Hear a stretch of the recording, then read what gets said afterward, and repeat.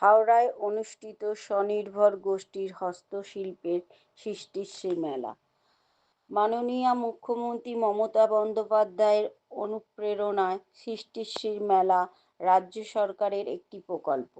হাওড়া সাঁকরাইল ধুলোগড় নেতাজি সংঘের মাঠে এই মেলা 20 জানুয়ারি থেকে 24 জানুয়ারি দুপুর 2টো থেকে রাত 8টা পর্যন্ত চলবে। আজ এই উদ্বোধন অনুষ্ঠানে উপস্থিত ছিলেন জেলা শাসক ডক্টর পি দীপাপ্রিয়া আইএএস, সাংসদ প্রসূন ব্যানার্জি, বিধায়ক প্রিয়া পাল, রাজ্যের মন্ত্রী অরূপ রায়, রাষ্ট্রমন্ত্রী গ্রামোন্নয়ন দপ্তরের শ্রীমতী শিউলি সাহা সহ নেতা নেতৃবর্গ। মূলত স্বনির্ভর গোষ্ঠীর মহিলাদের তৈরি নানান হস্তশিল্প ও পোশাক বিক্রয়ের জন্য এই মেলার আয়োজন করা হয়েছে। পঞ্চায়েতে পিছিয়ে পড়া মহিলাদের স্বাবলম্বী করতে এই মেলার গুরুত্বপূর্ণ ভূমিকা রাখে। স্বনির্ভর গোষ্ঠীগুলির সদস্যদের তৈরি জিনিসপত্র বিক্রয়ের অন্যতম স্থান এই সৃষ্টিশ্রী মেলা। এই মেলায় কচুরিপানা দিয়ে তৈরি হয়েছে শৌখিন সামগ্রী। মহিলাদের স্বনির্ভর করার জন্য এই জলজ উদ্ভিদকে শুকিয়ে তৈরি হচ্ছে বিভিন্ন রকমের শৌখিন ব্যাগ, ফাইল, পেনদানি, ডাইনিং ও যোগা ম্যাট। মেলায় অংশগ্রহণকারী স্বনির্ভর গোষ্ঠীর মহিলারা নিজেদের তৈরি নানান জিনিস এখানে বিক্রি করতে পারবেন। ঘন্ডুকোবাল মণ্ডলের রিপোর্ট, জিএম নিউজ, হাওড়া। সাদর আমন্ত্রণ আমাদের হাওড়া জেলার সাংসদ অর্জুন পুরস্কার প্রাপ্ত ফুটবলার মাননীয় শ্রী প্রসূন ব্যানার্জি মহাশয়কে মঞ্চে আসবার জন্য অনুরোধ হাওড়া জেলা পরিষদের মাননীয় সভাধিপতি শ্রীমতী কাবেরী দাস মহাশয়া তাঁকে।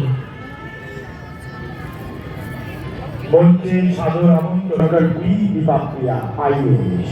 আমরা উৎসাহ জানাই। আমরা মঞ্চে আন্তরিকভাবে আহ্বান জানাবো মাননীয় বিধায়ক শ্রী বিদেশ রঞ্জন বসু তাঁকে। মঞ্চে সাদর আমন্ত্রণ জানাবো মাননীয় বিধায়ক শ্রী সুকান্ত কুমার পাল মহাশয়কে। মঞ্চে আসীন হবে আমাদের সাঁকরাইলের মাননীয় বিধায়ক শ্রীমতী প্রিয়া পাল মহাশয়া। মঞ্চে সাদর আমন্ত্রণ জ্ঞাপন করে আমরা এই মুহূর্তে Joint Secretary and Additional Chief Executive Officer WBSRLM Shri Sujit Sarkar sir তাঁকেও মঞ্চে সাদর আমন্ত্রণ জ্ঞাপন করে আমাদের মাঝে আলোকিত করে থাকতেন, আলোকোজ্জ্বল করে থাকতেন আর কেউ নন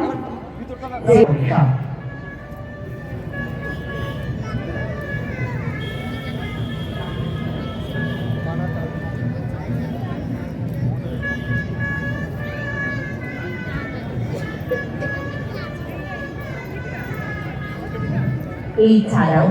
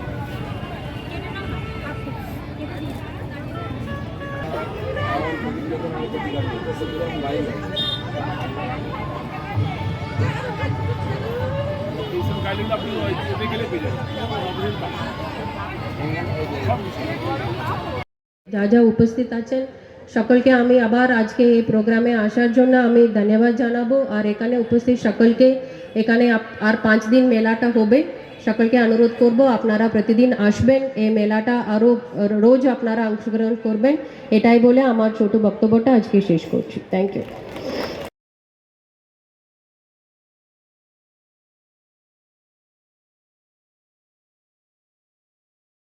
হাওড়া সরস্বদন ১ নম্বর হলে অনুষ্ঠিত হলো মারিয়াস ডে স্কুলের বাৎসরিক সাংস্কৃতিক ও পুরস্কার প্রদান অনুষ্ঠান।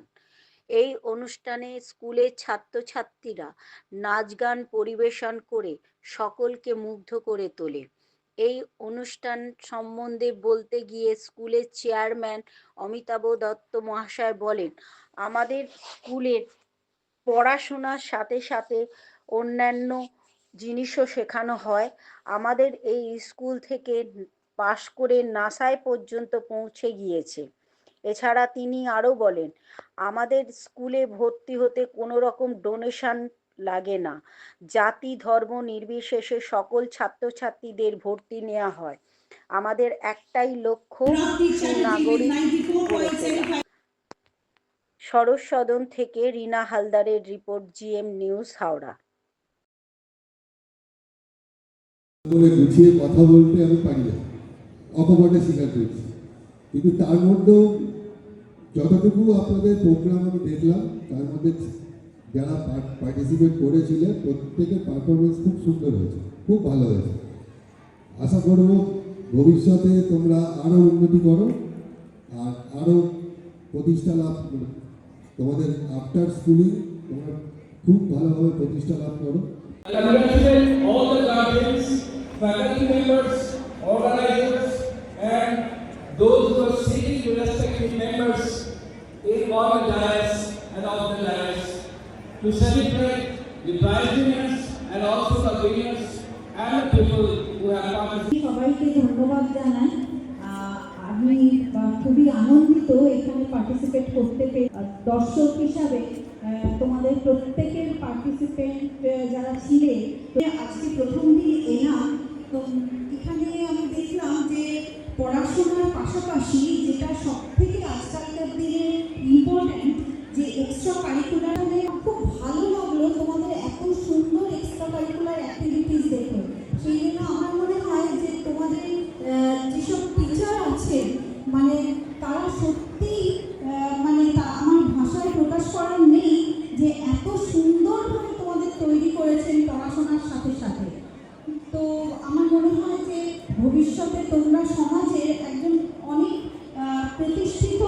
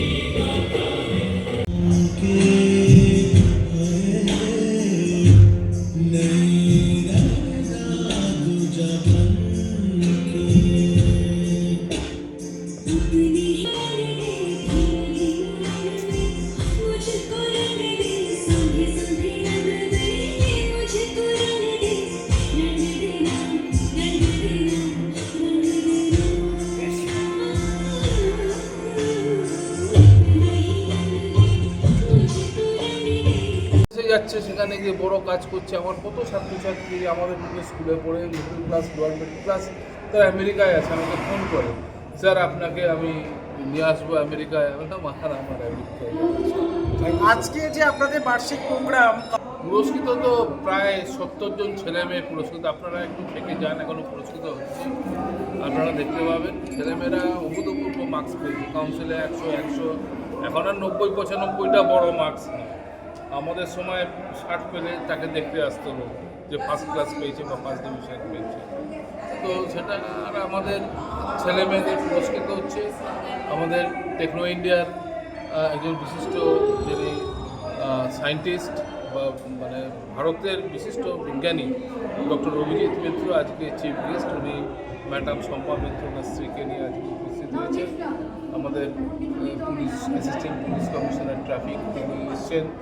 আপনাদের সাংবাদিকরা, বিশিষ্ট সাংবাদিকরা কয়েকজন আমাদের এখানে তারাও গেস্ট হিসেবে রয়েছেন। সুতরাং সমাজের সর্বস্তরের লোক নিয়ে শিক্ষাবিদ, বিজ্ঞানী, তারপর প্রশাসন আমাদের আজকে এই অনুষ্ঠান করছে। বলছি এ রাজ্যে পড়াশোনা করে দেখুন, ভারত সরকার ন্যাশনাল এডুকেশন পলিসি 2020 অ্যানাউন্স করেছে, কিন্তু এখনও পর্যন্ত সেটা ইমপ্লিমেন্ট হয়নি। কলেজ লেভেলে ইমপ্লিমেন্ট হয়েছে, 3 বছরের ডিগ্রি কোর্সগুলো 4 বছরের ডিগ্রি কোর্সে চেঞ্জ হয়েছে। ন্যাশনাল এডুকেশন পলিসি যদি সঠিকভাবে ইমপ্লিমেন্ট করা যায়, তাহলে আমাদের এই আমূল শিক্ষা ব্যবস্থার আমূল পরিবর্তন হয়ে যাবে সারা ভারতবর্ষে। লোকের ছেলেদের মেয়েদের মধ্যে ক্রিয়েটিভিটি, জব এমপ্লয়াবিলিটি এগুলো বাড়বে।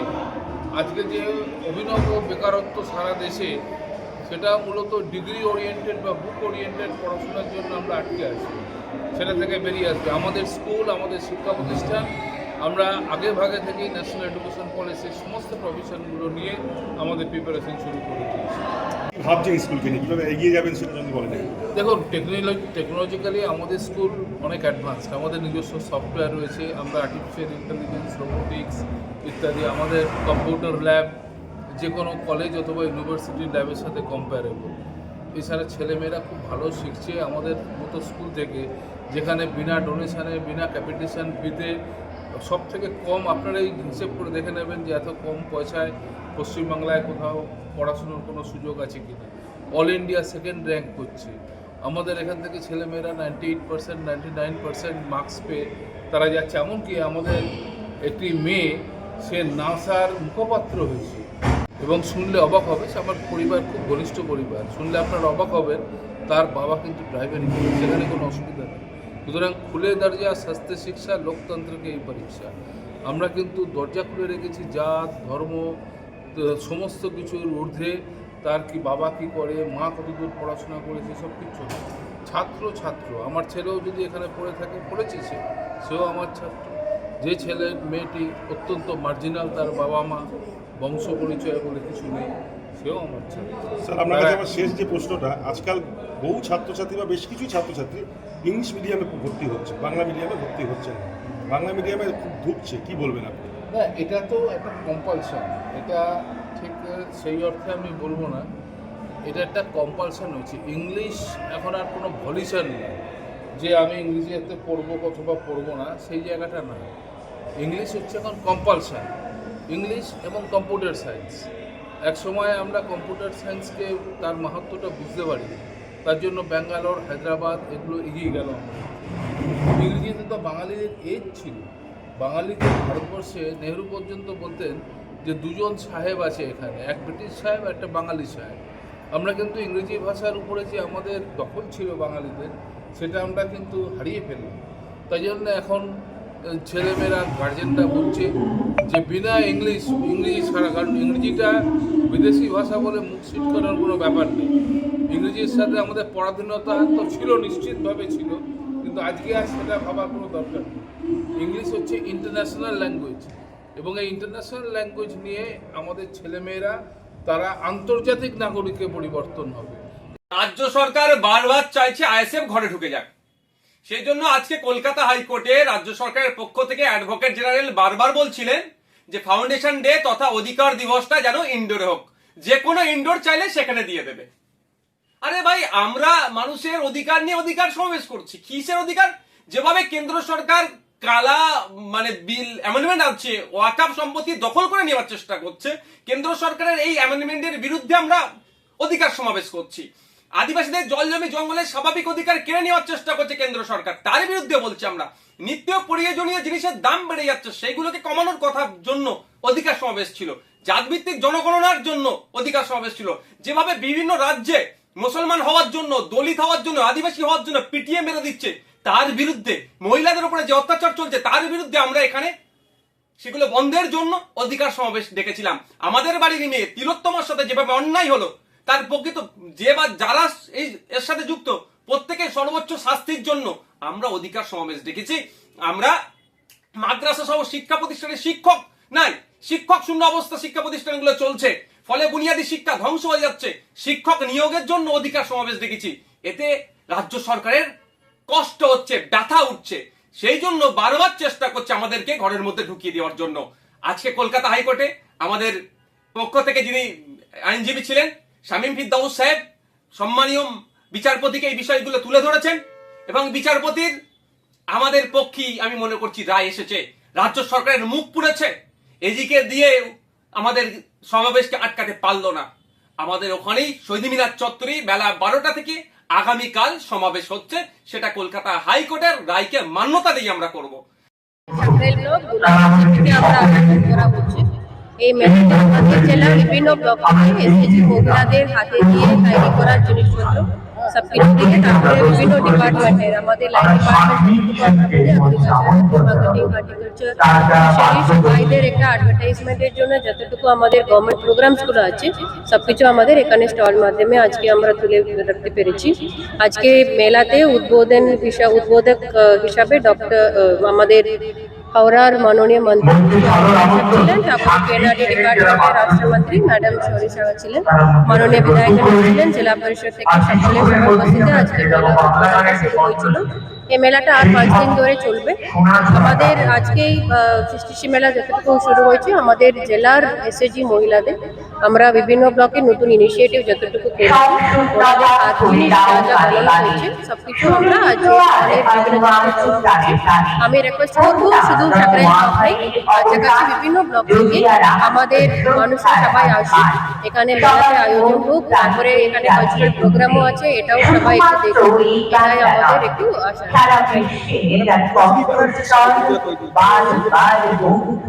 কচুরি পানা আমরা এই আইডিয়াটা তো আগে থেকেই ছিল আমাদের জেলাতে, আপনারা জানেন এটা একটা ওয়াটার লক, একটু লো লেইং এরিয়া, তার জন্য এখানে বিভিন্ন পুকুর লাইন থেকে আমাদের কচুরি পানা একটু ভর্তি।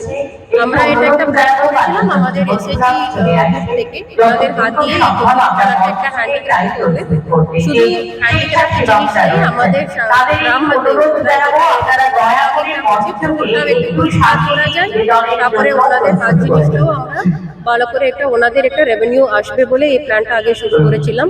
3 মাস ধরে এই প্রেফারেন্স ট্রেনিংটা শুরু আমাদের দৌজু সাকরাইল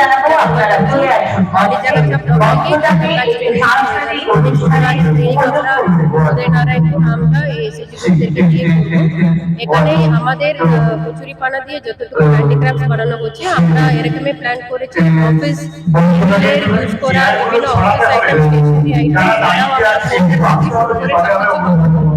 আমাদের জেলাতে বিভিন্ন প্রোগ্রাম হয়, মিটিংস হয়, এখানে আমরা কচুরি পানা তৈরি করার জিনিস আমরা এই বছর ডায়েরিটাও এটা দিয়ে বানিয়েছিলাম, ফোল্ডার বানিয়েছিলাম, টেবিল স্ট্যান্ড বানিয়েছিলাম, এছাড়া বাড়িতে ইউজ করার বাস্কেট থেকে শুরু করে সবকিছু আইটেম এটা দিয়ে বানানো হয়েছিল। এটা আমাদের প্ল্যান হচ্ছে বিভিন্ন গভর্নমেন্ট প্রোগ্রামেও আমরা এনাদেরকে একটু প্রমোট করব। স্টেট লেভেলে যখন সৃষ্টি সারাস মেলা হয় এখানেও এনাদের স্টলগুলো আমরা দেয়। লাস্ট এই রিসেন্ট যখন স্টেট লেভেলে সৃষ্টি মেলা কলকাতাতে হয়েছিল, এখানে আমাদের গ্রুপটা যা কচুরি ওনাদের 70,000 মধ্যে সেলস হয়েছিল। তো ওনারাও এখন একটু খুশি, ওনাদেরকে আমরা একটু অ্যাডভান্স ট্রেনিংও দিচ্ছি। আশা করি আরও আমরা এটা সবকিছু ব্লকে নিয়ে যেতে পারবো, করলে আমাদের শুধু জেলার জন্য নেই, বাইরেও আমরা এটা কিভাবে মার্কেটিং করে একটু আরও একটু এক্সপ্যান্ড করবো, এটা আমরা এখন চিন্তা ভাবনা করছি। Thank you.